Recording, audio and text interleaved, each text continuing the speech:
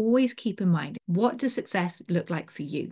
What is meaningful and impactful for you? Yes, we want to push our comfort zone, we want to stretch and grow, but not at the cost of our integrity. So I want to really stress that and give you permission to really dream big, but focus on what feels right and doable for you.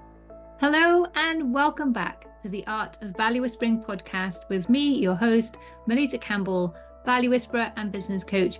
And we are continuing with our Planisodes this week, a series of mini podcast episodes that are going to break down the planning and goal setting exercise so you can prepare your business for success in 2025 and already plan ahead to overcome some of the challenges that may hold you back from achieving those goals. So far, we have reviewed your biggest challenges and lessons of 2004. We've dreamed big to create a guiding vision for the future. And today we're going to start mapping out how do you get from A to B. So what are your priority goals for this coming year in 2025? And this is where it starts to get exciting, starts to feel real. And if you haven't already, go to the Dream Clients Club. It's my free community. There's no charge for being part of that community. And there you can download the worksheet that goes along with these planisodes. And for this exercise in particular today, it will be easier to have this worksheet to hand. Not impossible without it, however. So today you're going to start creating your goals, and it's easy to get really excited at this point and put down a whole heap of goals, but we are going to focus on your priority goals. What are the things that you really want to make happen this year that would take your business to the next level, take your personal growth in a new direction, and will help you build more of that sustainability and solidify your business for the future? So if you have downloaded the worksheet, you'll see at the bottom there's a number of tabs, and the one that says balance wheel is the one you need for today. And in there, you'll see two circles.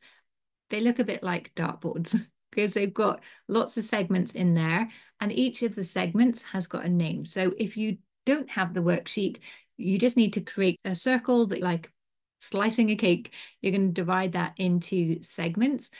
And each segment has a topic, a theme. And the ones I've given, and you can adapt it to whatever the themes that you want for your business and what success looks like for you.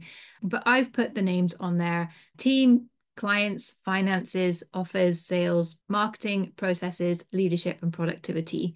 So those are the categories that I've put down, but as I say, feel free to change them if something is more relevant for you. And then I want you to go to the first balance wheel and assess where you are from 0 to 10, where 0 is this is really not working or isn't in place yet, to 10 where it's perfect, exactly as you want it. So for each of those segments, draw a line, and you can color it in if you want to show you where you are from 0 to 10. And this wheel should all be in balance. Then you can really start to see a quick snapshot of where you are in your business today versus where you want it to be. So then you want to take wheel number 2 and think, by the end of 2025, where do you want to be in each of those segments out of 1 to 10? So if, for example, your clients right now, it's maybe a 2 out of 10 and you want it to be an 8 out of 10, you want to signal that there. And that number doesn't reflect the number of clients. So it's not going from 2 clients to 8 clients. It may do, depending on your business, but this could change quite drastically for your business model. So some people are working one-on-one, some are working with tens of people, hundreds of people, thousands of people, even, depending on your business model. So compared to where you are now on a score from 1 to 10, where are you now? Where would you want that to be at the end of this year? Then once you've finished that exercise, you want to compare the two, and you'll start to see where your priority areas are. So if your clients today are at 2 and you do want to get them to 8 by next year, then that's going to be a clear focus for you, is to move the needle on those clients.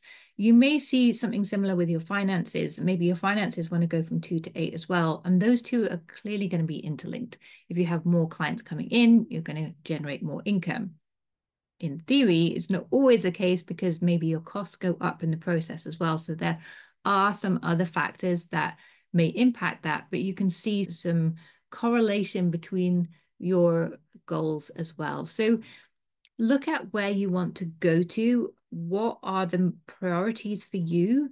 And then you want to start mapping out the goals. Okay, so I want to get an 8 out of 10 clients by the end of the year, but what does that mean for you?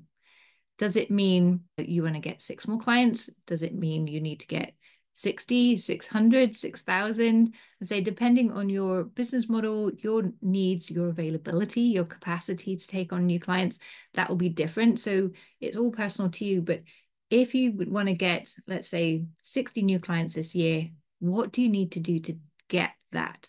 Where are those clients going to come from? And looking back at what has worked for you in 2024, what hasn't worked, you can incorporate this information into your goal setting. So maybe you did one thing that worked brilliantly at bringing in clients, but 2 things that didn't work so well. Then you need to look at, okay, well, the one thing that worked, can I do more of that? How can we make that even more successful to help meet the goals? And those other 2 things, it's always really good to try. I'm always trying new things in my business, testing things out. Most of it doesn't work, but some of it does.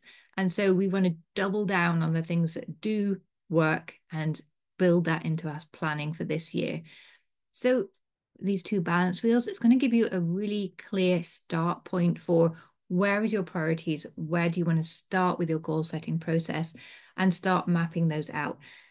One thing I really want you to keep in mind is what success means for you, what marketing looks like for you, marketing that gets results and feels comfortable and in alignment with who you are, the experience you're creating.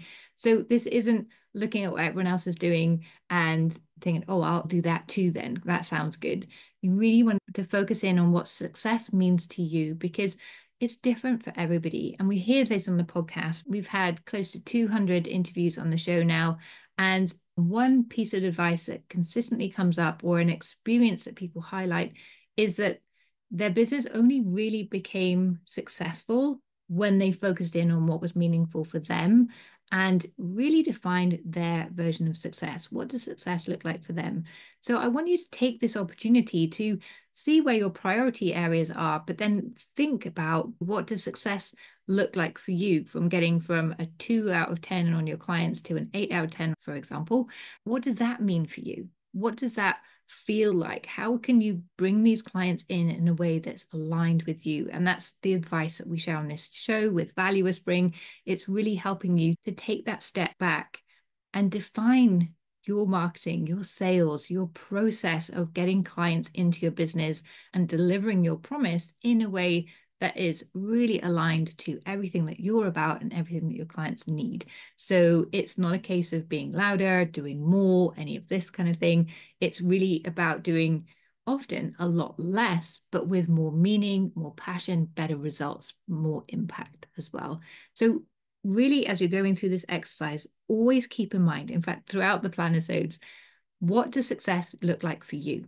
What is meaningful and impactful you feel excited about doing for you? Because there are lots of ways we can get clients in, and we can go to YouTube and get dozens of ideas. But if we're trying to do things that don't feel like a good fit for us, then we're not going to do those consistently. We're not going to be able to really excel in those areas. Yes, we want to push our comfort zone, we want to stretch and grow, but not at the cost of our integrity. So I want to really stress that and give you permission to really dream big, but focus on what feels right and doable for you. If you have any questions on this, if you aren't quite sure where to start, then do come and share them in the Dream Clients Club. I'm there every day giving feedback and advice on any questions that you have. So do take that opportunity. You'll find the Dream Clients Club at melittacampbell.com/club. I think I forgot to say that earlier. So come and join us there, completely free, as I mentioned. So once you know your priority areas, then it's a case of, well, how do I get from A to B? And then mapping out those steps bit by bit.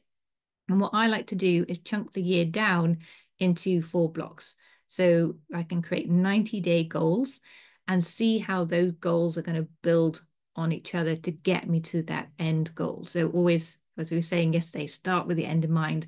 Because what I found with 90-day goals is that there's enough time in 90 days to get something meaningful done. More than a month. I have plans that are way too big. I can't do much of it in a month. But in 90 days, I can build something really exciting. But it's not so long that I put it off, get distracted. So the 90-day goals give me more momentum, helps me stay more focused, helps me see my progress, get results that I can build on and feel excited step by step as I go forward. So that's one way of planning that you can consider. Other people really want weekly goals and want to break things down to that kind of level early on. I do have the weeks kind of mapped out within the 90 days, but I finalize the finer plans closer to the time so that I can see, okay, in my first 90 days, that will be mapped out really well. This is what I've learned. This is where I am. This is the tools and resources I have now. And that may impact how I approach my next batch of 90-day goals. And those goals may even shift a little bit as well. So go with whatever planning works for you.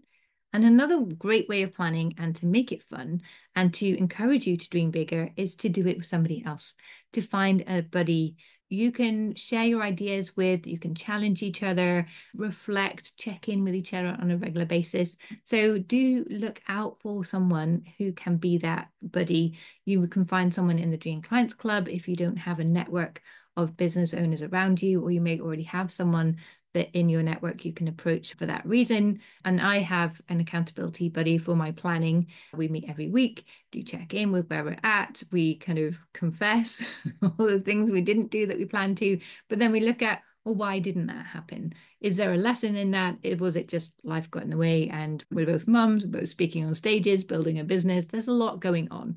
So where we can give ourselves forgiveness in those sessions, we can push each other to say, hold on a minute, why are you doing that when this was your goal and this is what you're capable of? And it works really, really well. So that's another way to make the planning process really fun and make sure you actually make good on your plans and end this year in a position that's very different from where you are today, where you can see that growth, you can really celebrate those successes and the impact that you've had along the way as well. So have fun as always. Come and join the community at the Dream Clients Club if you're not there already, so you can plan along with the community, access the worksheets and ask any questions, get some feedback and get inspired by the goals and plans of other people.